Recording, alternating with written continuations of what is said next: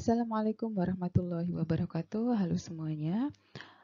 Kita sampai di pertemuan ketiga mata kuliah fitokimia. Kali ini saya akan membahas tentang phytochemistry work atau pekerjaan fitokimia yang meliputi tahapan extraction, separation atau pemisahan, kemudian purification atau pemurnian, dan identification. Nah, pembahasan pada materi kali ini dibagi menjadi beberapa topik. Yang pertama adalah ekstraksi. Saya akan menjelaskan apa itu ekstraksi, kemudian klasifikasi atau jenis ekstraksi apa saja. Yang kedua adalah separation atau pemisahan, metode apa yang biasa digunakan. Di sini ada liquid-liquid fractionation, kemudian ada kolom kromatografi. Kemudian yang ketiga adalah purification atau pemurnian. Jadi metode apa yang digunakan untuk tahap pemurnian ini bisa TLC preparatif, kemudian bisa juga HPLC preparatif atau semi preparatif. Kemudian identifikasi dari hasil isolasi atau dari phytochemistry work. Nah, identifikasi ini bisa menggunakan TLC, HPLC, kemudian elusidasi struktur menggunakan NMR, spektrofotometer IR, UV-Vis, dan mass spektrofotometer. Tujuan dari isolasi senyawa fitokimia ada dua, yaitu mendapatkan senyawa aktif dan yang kedua adalah mendapatkan senyawa marker. Jadi, senyawa aktif di sini adalah senyawa yang memiliki efek farmakologi tertentu. Jadi misalnya saudara melakukan eksplorasi tanaman di hutan alas purwo, kemudian mengambil sampel tanaman X. Setelah diteliti di lab, ternyata tanaman X ini memiliki aktivitas sebagai anti kanker yang sangat potensial dan dibandingkan dengan obat standar gitu. Kemudian saudara pengen tahu senyawa apa sih yang punya aktivitas anti kanker dari tanaman ini, maka dilakukanlah isolasi untuk mendapatkan senyawa aktif. Atau bisa juga tujuan dari isolasi senyawa fitokimia itu adalah untuk mendapatkan senyawa marker atau senyawa penanda. Jadi misalnya Andrographolic pada Andrographis paniculata atau Asiaticoset pada Centella asiatica. Dan biasanya senyawa penanda atau senyawa marker pada suatu tanaman ini ditemui dalam jumlah atau dalam konsentrasi yang besar.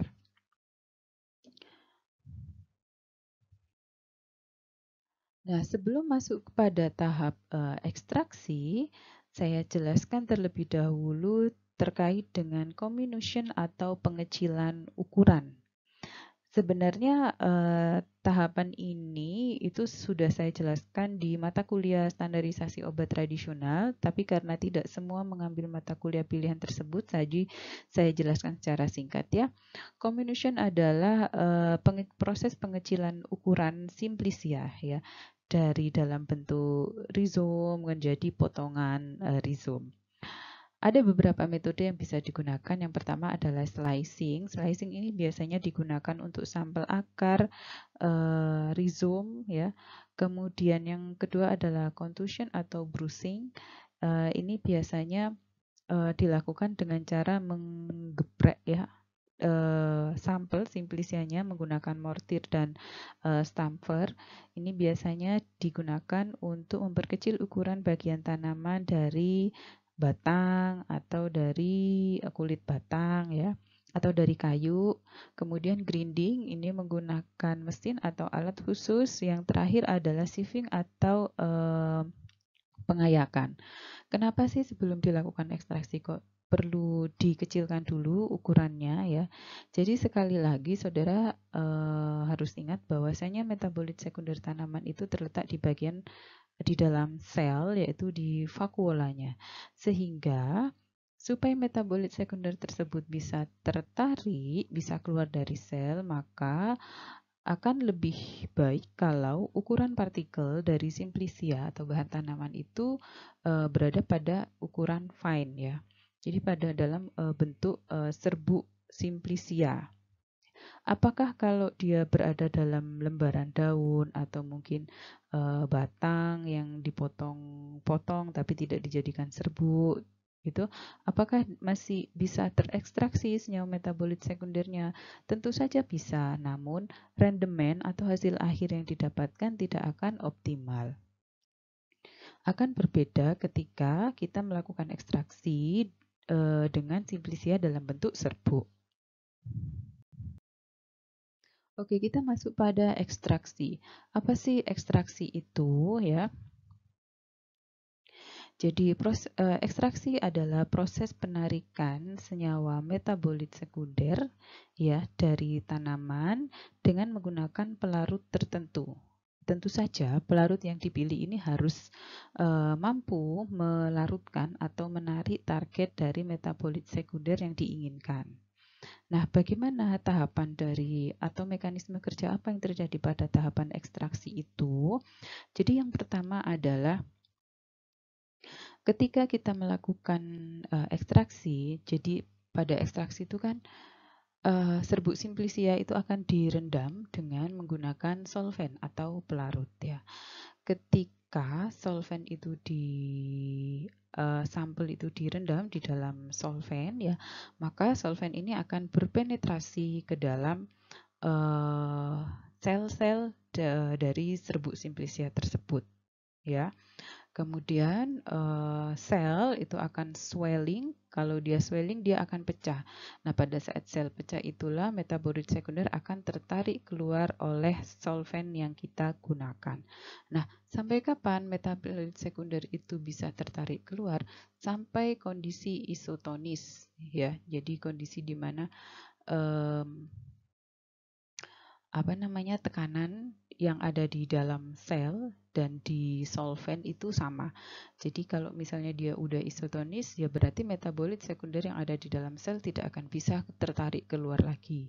Nah, apa yang harus dilakukan supaya bisa metabolit sekundernya bisa terekstraksi atau tertarik keluar lagi, maka harus diganti dengan pelarut yang baru, pelarut yang kondisinya hipotonis, sehingga metabolit sekundernya akan tertarik atau berpindah dari dalam sel ke solvent yang kita gunakan.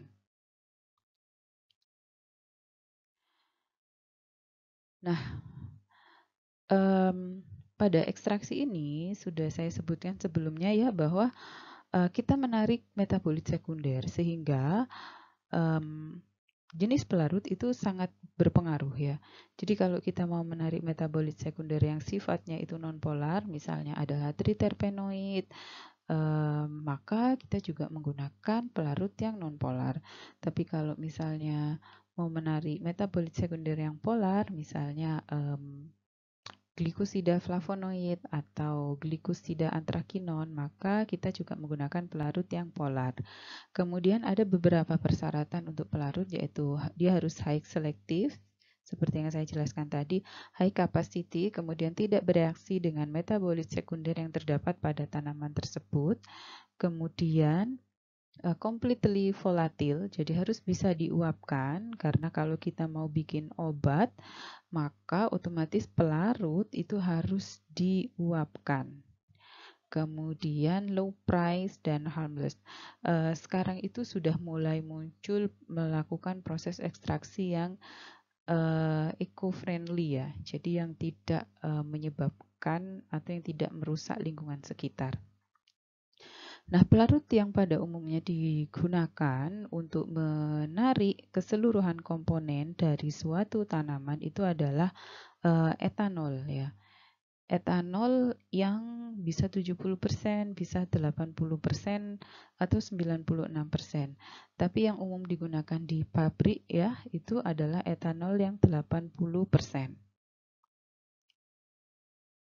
Ini beberapa pilihan solvent yang bisa digunakan dan kemungkinan metabolit sekunder yang akan tertarik. Jadi kalau saudara melakukan ekstraksi menggunakan Aquades, yang akan tertarik adalah anthocyanin, starch, amilum, tannin, saponin, glikosida ya ini. Kemudian polipeptid, lektin, terpenoid ini terpenoid yang dalam bentuk glikosida. Kemudian etanol, kalau kita pakai solvent etanol yang tertarik ada polyphenol, flavonol, sterol, alkaloids. Kalau pakai metanol hampir keseluruhan ya, seluruh golongan metabolit sekunder. Nah, kalau pakai kloroform yang tertarik adalah triterpenoid ya, diterpen, kemudian flavonoid dalam bentuk aglikon Ini kalau kita pakai ether dan kalau pakai aseton ya. Jadi kita bisa lihat di sini bahwa secara umum etanol dan metanol itu mampu menarik seluruh golongan metabolit sekunder. Oke, selanjutnya adalah klasifikasi atau penggolongan dari metode ekstraksi. Ada 3 golongan utama metode ekstraksi. Yang pertama adalah hot process extraction, cold process extraction, dan accelerated extraction. Hot process berarti ada pemanasan, cold process berarti menggunakan suhu ruang, accelerated ini berarti ekstraksi yang dipercepat dalam artian membutuhkan waktu yang lebih singkat. Yang masuk hot process ada infusion, decoction, chocolate distillation. Kita akan bahas satu persatu pada slide berikutnya. Yang pertama adalah cold process, ada 2, maserasi dan perkolasi. Prinsip dari maserasi ini adalah perendaman. Jadi serbuk simplicia atau bahan yang mau diekstraksi itu direndam di dalam pelarut yang akan digunakan ya. Kemudian dibiarkan selama bisa 24 jam, bisa 2 hari, bisa juga 3 hari. Kemudian disaring, diambil filtratnya dan residunya dibuang. Berapa perbandingan antara serbuk simplicia dan pelarut yang digunakan? Pada umumnya yang digunakan perbandingannya adalah antara simplicia dan solvennya adalah 1:10. Nah, dari tahapan ini nanti kita akan mendapatkan filtrat ya, ekstrak cair. Berikutnya adalah perkolasi. Perkolasi ini pada prinsipnya sama dengan maserasi, cuman bedanya adalah dia harus menggunakan perkolator ya, ini namanya alat perkolator. Di bawahnya sini ada kran yang bisa dibuka tutup ya. Jadi mekanismenya pada awalnya sama dengan maserasi. Jadi serbuk simplicianya dicampur dengan solvent, kemudian direndam selama 24 jam, 48 jam, dan seterusnya. Kemudian kalau sudah kerannya ini dibuka, nah filtratnya nanti akan mengalir lalu ditampung ya. Nah, filtrat dialirkan sampai kapan ya? Filtrat itu dialirkan sampai warna dari filtratnya itu berubah menjadi pudar. Ya, jadi perkolasi ini benar-benar ditambahkan terus solvennya atau pelarutnya sampai warna dari filtrat atau tampungannya filtrat tetesannya itu menjadi pudar. Sehingga pada proses perkolasi ini kita membutuhkan solven yang jumlahnya lebih banyak dibandingkan dengan maserasi. Selanjutnya adalah hot extraction, ada infusion, decoction, kemudian chocolate, ada destilasi juga. Yang pertama infusion. Infusion ini adalah proses perendaman menggunakan air panas dalam periode waktu yang pendek. Jadi alat yang digunakan seperti ini ya. Jadi bahan simplicianya diletakkan di suatu wadah gitu, misalnya beker glass. Kemudian bisa langsung ditambahkan air panas ke dalam beker glassnya. Infusion ini sama kayak proses penyeduhan teh atau kopi ya. Jadi kita menambahkan langsung air panas, boiling water, ke dalam bahan simplicia. Berikutnya adalah digesti. Digesti ini sama seperti maserasi, hanya saja pada proses perendamannya itu dilakukan pemanasan. Kemudian ada dekokta. Nah, kalau tadi infusion itu sampelnya ditambah air yang panas, air yang mendidih. Nah, kalau dekokta ini sampel simplicianya itu direbus bersamaan dengan air ya. Jadi simplicianya dimasukkan ke dalam wadah, misal beker gelas, kemudian ditambah air dan direbus. Berapa lama ngerebusnya? Sampai volume air yang digunakan itu menjadi seperempat dari volume awal. Jadi kalau misalnya Awalnya volume airnya adalah 100 mili, maka direbus sampai sisa volume airnya sekitar 25 mili ya. Dan otomatis untuk infusa dan dekokta ini tidak boleh menggunakan pelarut organik yang mudah menguap etanol, metanol dan lain sebagainya, tidak boleh. Jadi yang boleh adalah Aquades. Berikutnya adalah soklet ya. Soklet ini juga merupakan ekstraksi panas, hot extraction ya. Jadi soklet ini salah satu proses ekstraksi yang hemat solvent atau hemat pelarut ya. Ini adalah contoh alatnya ya. Jadi sampel diletakkan di tabung sini.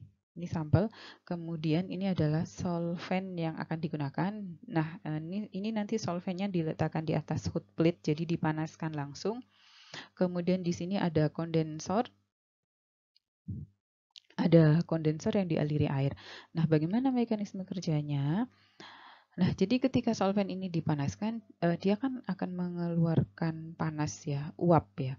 Nah, uapnya itu akan kontak dengan sampel kita ya. Kemudian uap yang kontak dengan sampel ini nanti akan mengalir sampai ke kondensor ya. Ketika uap didinginkan itu akan berubah menjadi air ya.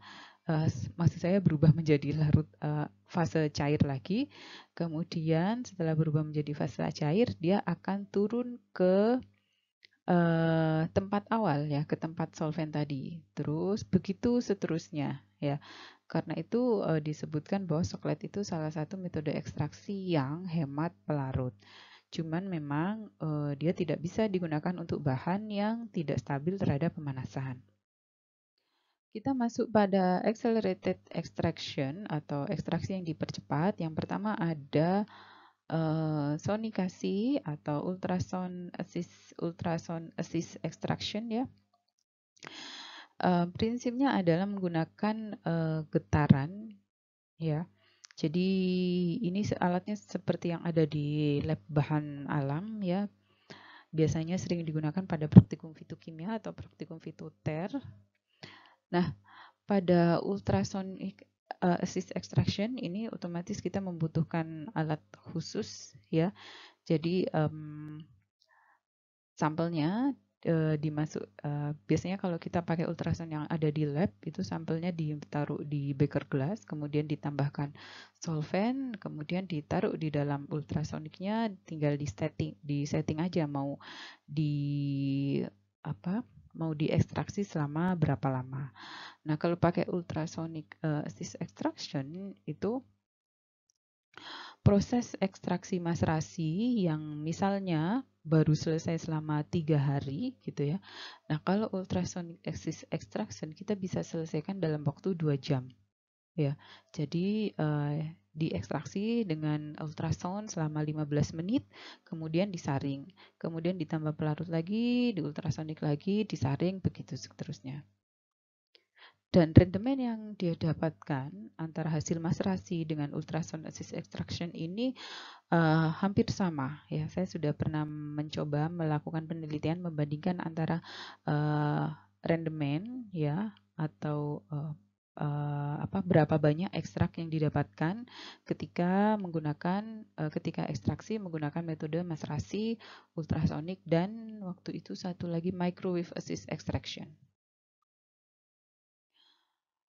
Kemudian yang berikutnya adalah supercritical fluid extraction ya. Nah, kalau pada proses ekstraksi yang sebelumnya diperlukan solvent atau pelarut organik, maka pada supercritical fluid extraction tidak diperlukan solvent ya. Solvent yang digunakan di sini adalah gas karbon dioksida. Nah, bagaimana prinsip kerjanya? Jadi pada temperatur dan suhu tertentu ya, gas karbon dioksida itu bisa berubah atau berada dalam bentuk fase cair. Ya. Jadi memang metode ini memerlukan alat tertentu dan harus benar-benar valid settingan antara suhu dan tekanannya sehingga ketika gas karbon dioksida itu kontak dengan bahan simplisia yang akan diekstraksi, maka dia sudah berada dalam bentuk cair, ya. Ini adalah gambaran alatnya ya. Jadi ini adalah ekstraktor, ini isinya adalah bahan yang akan diekstrak. Kemudian ini ada alat regulator untuk tekanan dan suhu. Kemudian ini adalah karbon dioksidanya ya. Jadi gas karbon dioksida itu akan dialirkan di ekstraktornya sini itu dalam bentuk cair ya. Nah, kemudian ketika gas karbon dioksida itu sudah memasuki ruang separator ya, maka dia harus berada kembali dalam bentuk gas sehingga nanti yang akan ditampung ya, yang akan ditampung itu benar-benar hanya ekstrak dari simplisia, tidak ada residunya ya. Karena sebenarnya ini adalah salah satu metode yang ramah lingkungan ya, karena tidak meninggalkan residu dan solvennya CO2-nya bisa dipakai berulang, tapi memang sangat terbatas karena membutuhkan settingan alat tertentu. Nah, sekarang kita bandingkan antara bagaimana hasil rendemen dari masing-masing metode ekstraksi tersebut ya. Jadi yang pertama ini Soclet Sonikasi Microwave Assist Extraction, kemudian ini Supercritical Fluid Extraction. Yang pertama adalah Soclet, jadi dari sampel, ini jumlah sampelnya ya 5-10 gram. Kalau solvent, Soclet, kemudian Sonikasi, microwave, ini masih membutuhkan solvent. Kalau supercritical fluid kita butuh CO2, ini solvent volumenya, jadi volume pelarutnya, solvent dan Sonikasi masih sama volume yang dibutuhkan, jadi Soclet, Sonikasi, kemudian maserasi itu masih butuh pelarut yang relatif banyak memang. Nah, kalau microwave kita butuh pelarut sedikit sekali. Ya. Kemudian temperatur ini ya.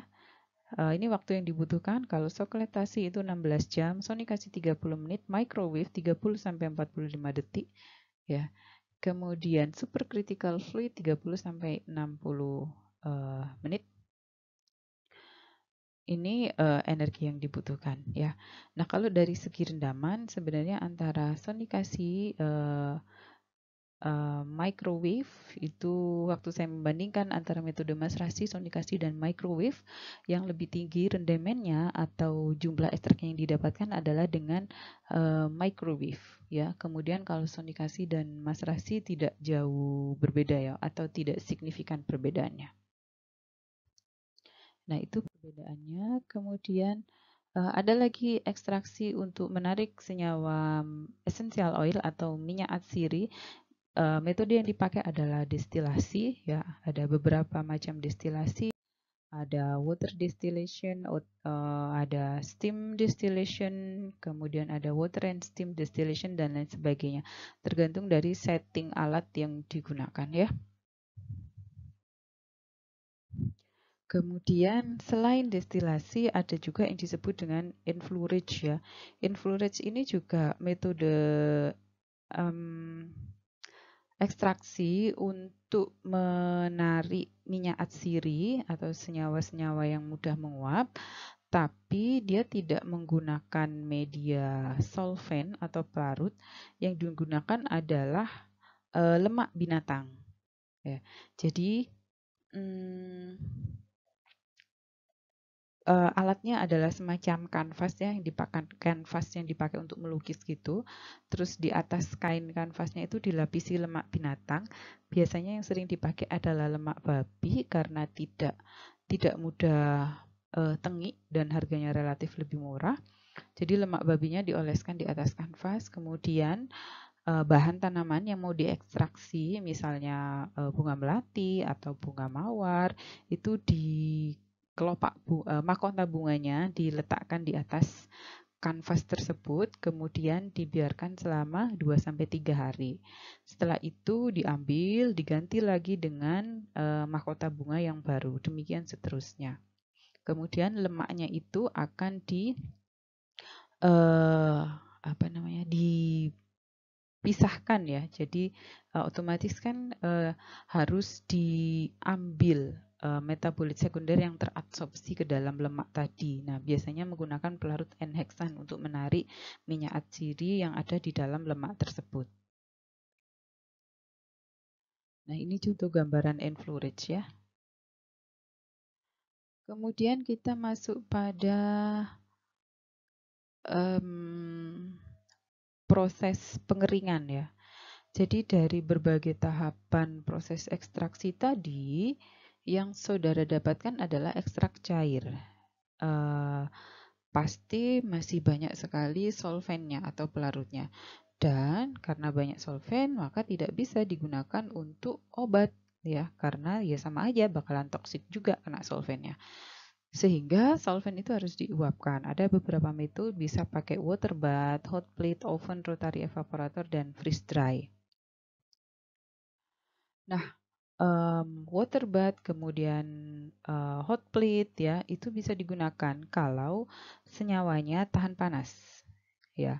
Tapi kalau senyawanya tidak tahan panas, maka jangan menggunakan water bath ataupun hot plate.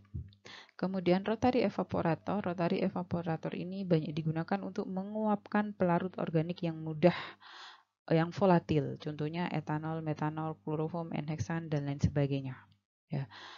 Kemudian ini adalah freeze dry. Ini freeze dry digunakan untuk menguapkan air. Jadi freeze dry ini khusus bahan yang diekstrak dengan air. Nah, setelah keluar dari freeze dry, ini sudah dalam bentuk kering, padat, serbuk, kering. Beda ceritanya setelah keluar dari rotavapor. Setelah keluar dari rotavapor, ini bahannya masih berupa apa ya, kayak lotion gitu ya. Jadi semi solid ya. Tapi belum beneran pasta, belum kering, belum padat. Jadi bentuknya semi solid setelah keluar dari rotary evaporator. Sehingga pasti masih ada residunya. Oleh karena itu, setelah keluar dari rotavapor, residu itu masih harus dihilangkan. Dengan cara apa? Masuk ke dalam oven. Nah, kalau masuk ke dalam oven, berapa suhu yang diperbolehkan? Maksimal 40 derajat Celcius. Begitu juga ketika berada di dalam di rotavapor, suhu yang biasa dipakai adalah maksimal 40 derajat Celcius.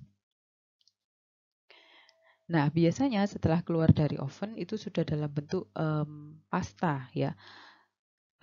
Bahkan kalau misalnya ekstraknya itu ditaruh di loyang gitu sehingga luas permukaannya menjadi lebar, maka kita bisa mendapatkan ekstrak dalam bentuk ekstrak kering. Oke, itu tadi ekstraksi. Dari ekstraksi kita dapatkan crude ekstrak ya. Jadi semua metabolit sekunder pada tanaman itu tertarik ke dalam ekstrak tersebut. Jadi gimana caranya kalau misalnya kita ingin mengisolasi atau mendapatkan senyawa tertentu dari dalam ekstrak tersebut, maka tahap selanjutnya adalah separation atau pemisahan. Nah, di pemisahan ini kita mengikuti metode activity guided isolation atau proses isolasi yang dipandu dengan bioaktivitas. Nah, apa tujuannya di sini? Tujuannya adalah agar yang kita isolasi itu adalah benar-benar senyawa yang memiliki efek farmakologi. Nah, gimana caranya? Jadi tadi sudah ya kita dapatkan ekstrak ya, ini crude ekstrak. Dari crude ekstrak nanti diuji efek farmakologinya, misalnya tadi untuk anti kanker. Ternyata IC50-nya bagus, hasil efek anti kankernya bagus gitu, sitotoksiknya. Maka selanjutnya adalah separation atau pemisahan. Nah, dari tahapan pemisahan ini kita dapatkan fraksi. Fraksi itu adalah crude ekstrak yang sudah dipisah-pisah metabolit sekundernya. Gimana caranya kok bisa dipisah-pisah? Kita bahas di slide berikutnya. Fraksi ini nanti akan diuji lagi. Misalnya ada fraksi dari satu crude ekstrak tanaman A, itu dipisah-pisah menjadi 4 fraksi. Maka 4 fraksi ini akan diuji lagi bioaktivitinya. Kemudian di antara keempat fraksi ini mana yang paling bagus bioaktivitinya? Misalnya fraksi 2. Nah, selanjutnya baru dari fraksi 2 kita target isolasi sehingga didapatkan isolat pure compound yang dia memiliki aktivitas farmakologi tertentu, ya. Nah, itu adalah activity guided isolation. Jadi bagaimana mendapatkan senyawa tertentu yang memiliki efek farmakologi, ya, dari suatu tanaman. Jadi ketika melakukan isolasi itu nggak cuman, oh saya mau mengisolasi spot yang warnanya kuning. Lah, kenapa mengisolasi yang itu? Nggak tahu, pokoknya pengen. Bukan seperti itu, tapi saya mau mengisolasi spot yang warnanya merah karena dari hasil uji bioaktivitas, ya, itu fraksi ini yang paling fraksi A ini yang paling bagus gitu efek farmakologinya. Nah, kebetulan spot warna merah itu ada di fraksi yang A gitu, ya. Berikutnya adalah contoh penelitian yang menggunakan atau mengaplikasikan activity guided isolation, ya. Nah, ini dari tanaman liar, ya. Ini eksplorasi tanaman di Alas Purwo. Tanamannya adalah Alectryon serratus, kemudian diekstraksi dengan etanol, kemudian difraksinasi cair-cair, didapatkan fraksi diklormetan, etil asetat, N-butanol, dan ini fraksi air. Kemudian di fraksi etil asetat, jadi dari keempat fraksi ini yang paling aktif ternyata etil asetat. Itu dipisahkan lagi sehingga didapatkan sekian ini. Nah, kemudian sampai didapatkan isolat 1, 2, 3, 4, ya. Dan semua tahapan pemisahan ini harus diuji bagaimana bioaktivitinya, ya. Nggak bisa saya asal comot, saya mau isolasi dari sini aja gitu, ya. Nah, kalau dari situ, kalau seperti itu belum tentu isolat yang kita dapatkan itu memiliki aktivitas farmakologi yang potensial. Oke, kita masuk pada metode pemisahan yang pertama, yaitu fraksinasi cair-cair. Prinsip dasar dari fraksinasi cair-cair yaitu memisahkan campuran atau komponen metabolit sekunder di dalam crude ekstrak dengan menggunakan dua jenis pelarut atau solvent yang sangat berbeda polaritasnya. Misalnya adalah air dan kloroform, atau air dan diklormetan, atau air dan etil asetat, atau air dan N-heksana. Nah, dari tahapan fraksinasi cair-cair ini akan didapatkan fraksi atau metabolit sekunder yang tertarik ke ke pelarut atau solvent tertentu.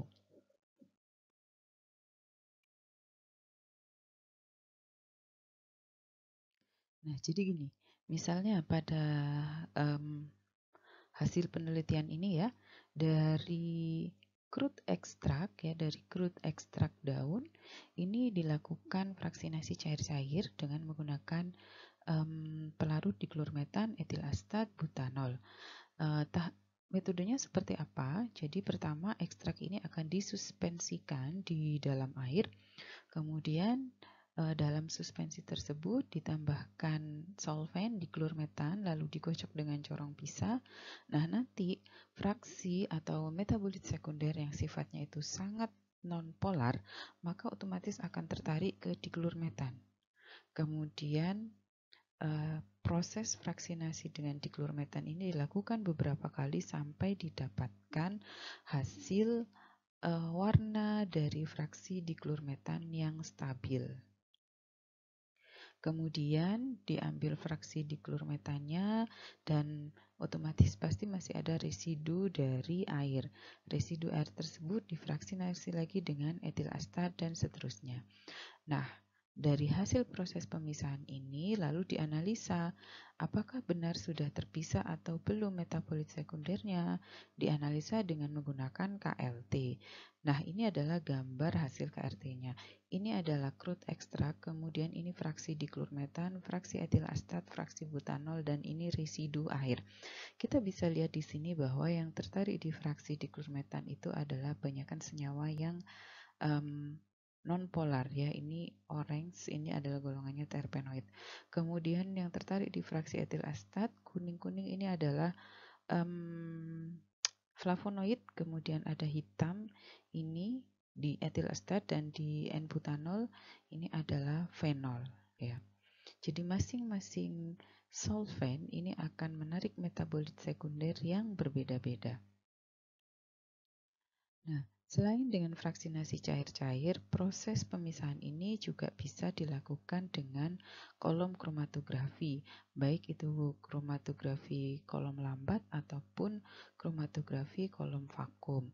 Selain itu, bisa juga dilakukan dengan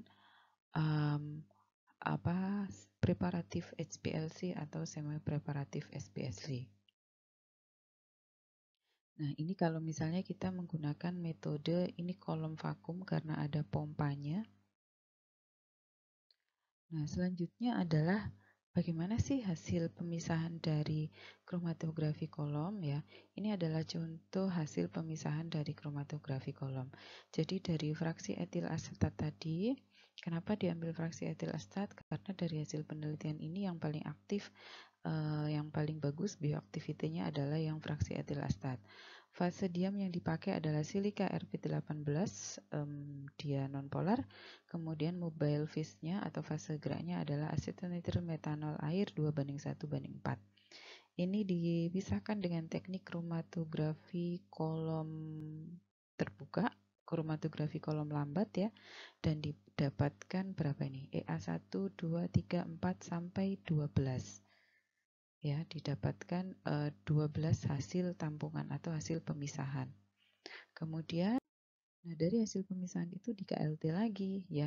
Jadi setiap tahapan, satu step tahapan proses pemisahan, entah itu fraksinasi cair-cair atau kromatografi kolom lambat atau kromatografi kolom vakum harus di KLT. Tujuannya KLT adalah untuk menganalisis benar nggak sih sudah terpisah ketika kita lakukan prosedur kromatografi kolom lambat ataupun fraksinasi cair-cair.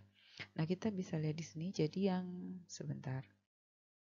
Oke, yang A ini adalah fraksi etil astat, kemudian ini hasil kolom 1, 2, 3, 4 sampai ke 12. Oh, sorry angkanya miring ya. Sampai ke 12. Kita lihat yang sini saja lebih jelas gambarnya. Jadi ini fraksi etil asetat, ini adalah hasil kolom mulai dari 1, 2, tampungan 1, 2, 3, seterusnya sampai ke 12. Kita bisa lihat di sini setiap hasil tampungan itu metabolit sekunder yang didapatkan berbeda-beda ya. Nah, kita juga bisa lihat di sini bahwa dari yang awalnya itu di fraksi etil astat ini ada banyak sekali metabolit sekunder. Setelah dipisahkan dengan kromatografi kolom lambat, maka setiap penampungan itu metabolit sekundernya berbeda-beda, jadi sudah terpisah. Nah, ini adalah tujuan dari kromatografi kolom lambat.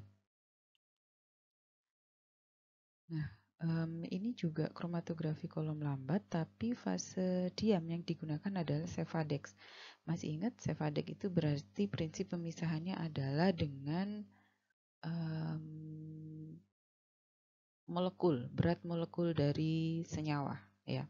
Jadi yang berat molekulnya besar itu akan turun lebih dulu karena lebih kuat tertarik dengan gaya gravitasi atau akan tereluasi lebih dulu. Jadi fase diamnya adalah Cefadex, fase geraknya adalah metanol H2O5%. Kemudian ini didapatkan berapa ini? 8 hasil tampungan, masing-masing sekian beratnya. Dan kita lihat hasil KLT-nya ya. Ini adalah fraksi etil astat. Ini hasil Cefadex yang tampungan 1, 2, 3, 4, 5, 6, 7, 8. Nah, saudara bisa lihat di sini, kalau tadi pada kromatografi kolom lambat dengan fase diam silika, maka senyawa metabolit sekunder itu akan terpisah berdasarkan polaritasnya. Ya, karena memang prinsip kerjanya silika kan memisahkan berdasarkan polaritas. Tapi kalau yang dipakai itu adalah fase diamnya Cefadex dengan Cefadex LH20 yang mana prinsip kerjanya adalah memisahkan berdasarkan berat molekul, maka hasil pemisahannya tidak berurut. Maksudnya itu tidak urut berdasarkan polaritas, tapi berdasarkan berat molekul. Jadi yang turun duluan ini adalah yang berat molekulnya lebih besar dibandingkan yang turun belakangan, yang fraksi 6, 7, 8. Berikutnya adalah pemurnian. Pemurnian ini ada beberapa metode yang akan saya bahas. Yang pertama adalah dengan TLC preparatif.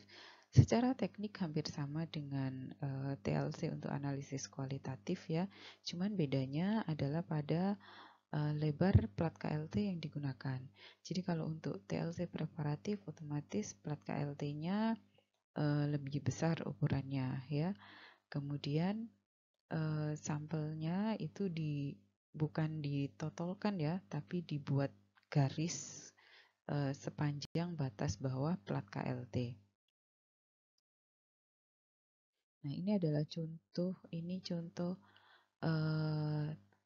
TLC preparatif ya. Jadi sampelnya itu akan dibuat menggaris ya, dibuat menggaris di sepanjang batas bawah dari plat KRT, kemudian dieluasi. Setelah dieluasi akan dikerok target dari isolatnya, yang mana yang mau diambil. Mungkin ini 1, 2, 3, 4. Nah, setelah itu di KLT lagi, di KLT kualitatif untuk mengetahui apakah TLC preparatif ini sudah berhasil memisahkan campuran senyawa yang kita miliki atau belum. Nah, ini pemisahan dengan KLT preparatif ya. Jadi ini sampel etil asetat tadi kita pisahkan dengan KLT preparatif. Nah, dapatnya ini 1, 2, 1, 2. Ya, ini hampir benar-benar murni ya. Sudah tidak ada lagi spot-spot yang di atas ini.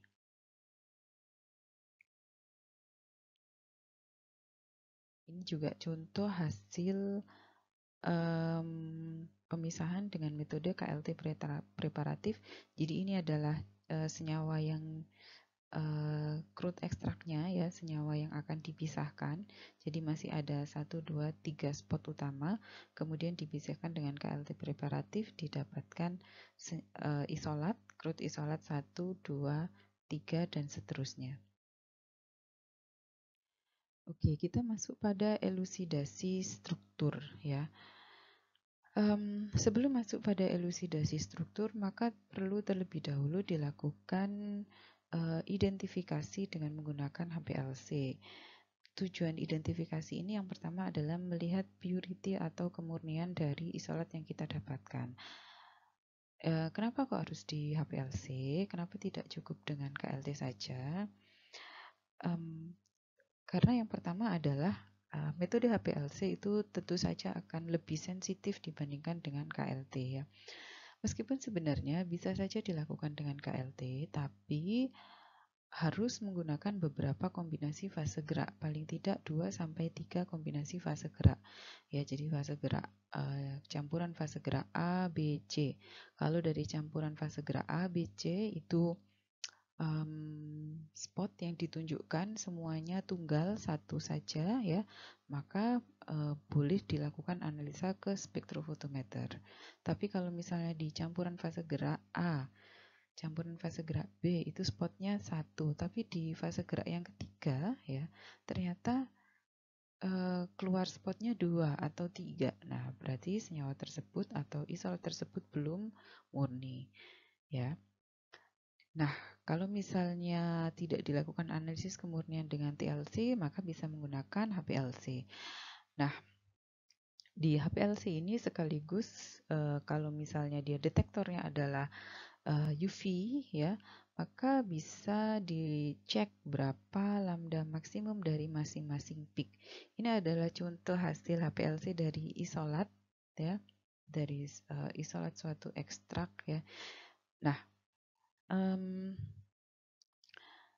isolat ini ketika di KLT itu spotnya satu, tunggal, bersih.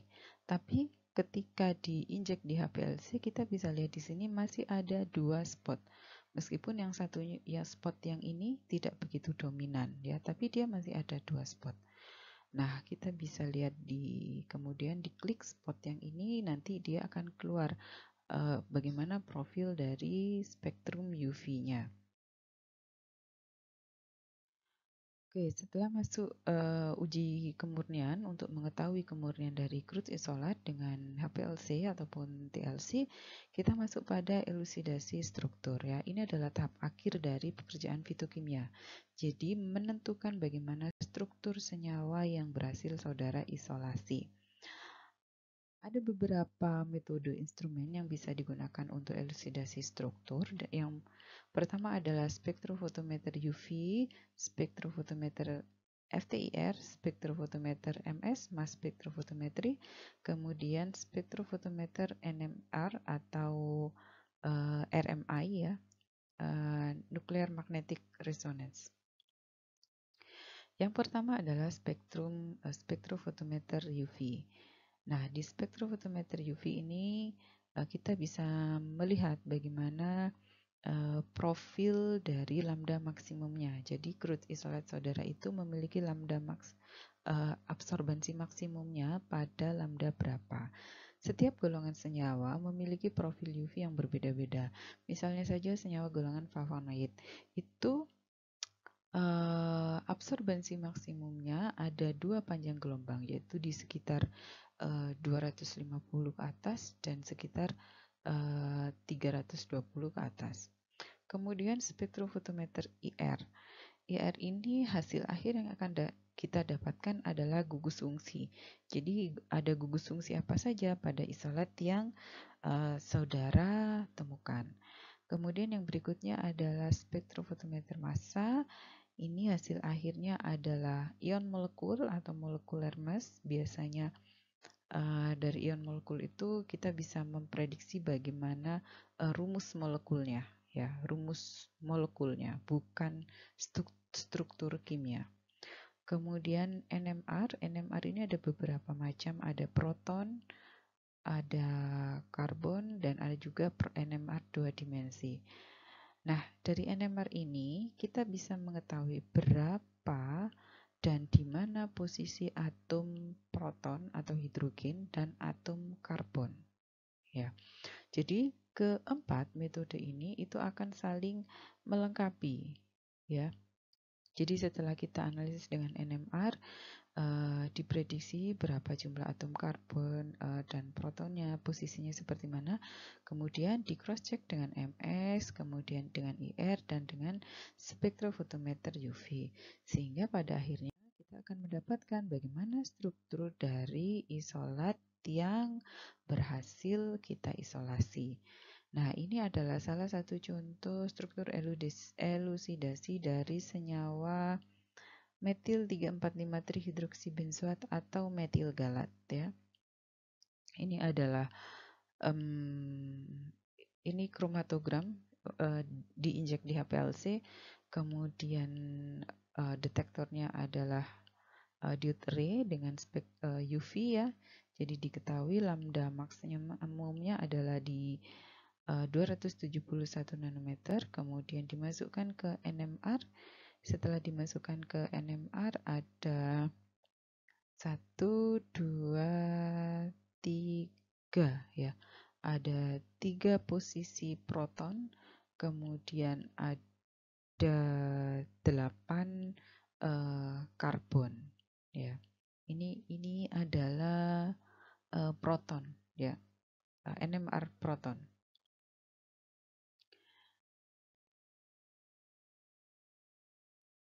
Nah, apa sih problem utama dari isolasi suatu senyawa pada tanaman itu ya? Kebanyakan problem utama ketika melakukan isolasi suatu senyawa dari tanaman itu adalah em, rendahnya rendemen yang didapat ya. Jadi beberapa tanaman yang potensial atau memiliki bioaktiviti yang bagus itu rendemen dari senyawa aktifnya sangat kecil sekali. Misalnya adalah senyawa vinkristin ya. Nah, untuk mendapatkan 30 gram senyawa vinkristin, vinkristin ini adalah obat anti kanker.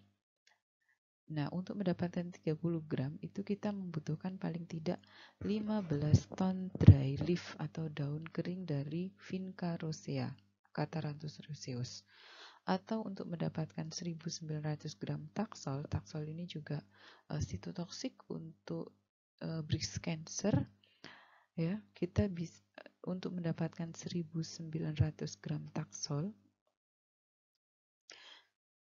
itu dibutuhkan sekitar 27.000 kilogram kulit batang dari Taxus brevifolia atau 27 ton Taxus brevifolia.